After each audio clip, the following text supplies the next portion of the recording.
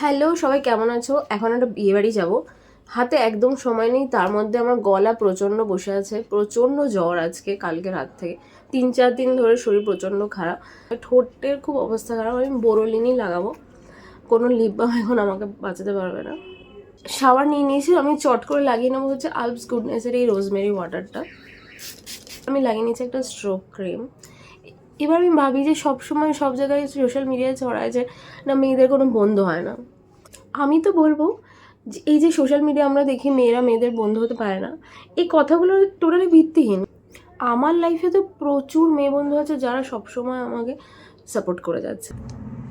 আজকে তোমার কোনো মেয়ে বন্ধুর সাথে মন কষাকষি হয়ে থাকে, তুমি তাকে ফোন করে পরিষ্কার করে কথা বলে নাও। এবার তুমি যাকে বন্ধু মনে করো না, তার কিছু একটা নিয়ে দুই বন্ধু মিলে হাহাই করলে দ্যাট ইজ ডিফারেন্ট থিংস। আমি একটা ঝকমকে শাড়ি পরছি আমার ননদের এই শাড়িটা আমি ঝেড়ে দিয়েছি। আমার অনেক বন্ধুই আছে যারা বাচ্চা কাচ্চাও খুব ভালোভাবে মানুষ করছে, সংসার সামলাচ্ছে, ছাদে বাগানে সুন্দর করে ছাদ বাগান করে ফেলেছে। তারপরেও আজকে যদি কখনো রিয়েলাইজ করে যে আমার ওই মেয়ে বন্ধুরা মন খারাপ করে আছে, তাকে খুলে জিজ্ঞেস করে ভাই কী হয়েছে। এটা নয় যে তার কোনো একটা স্টেটাস দেখে যদি তাকে মন থেকে বন্ধু মনে করে থাকো তো, আর নাহলে আমরা মেয়েরা এইটুকু মজা তো করি, কোনো সেলিব্রিটির ছবি দেখলাম বা কোনো একটা মেয়ে যাকে চিনি না তাকে নিয়ে হাসাহাসি করি, এটা সবাই করি, এটা খুব একটা ভালো না, বাট অস্বীকারের জায়গা নেই, এটা আমরা এই হাইটা আমরা সবাই করি।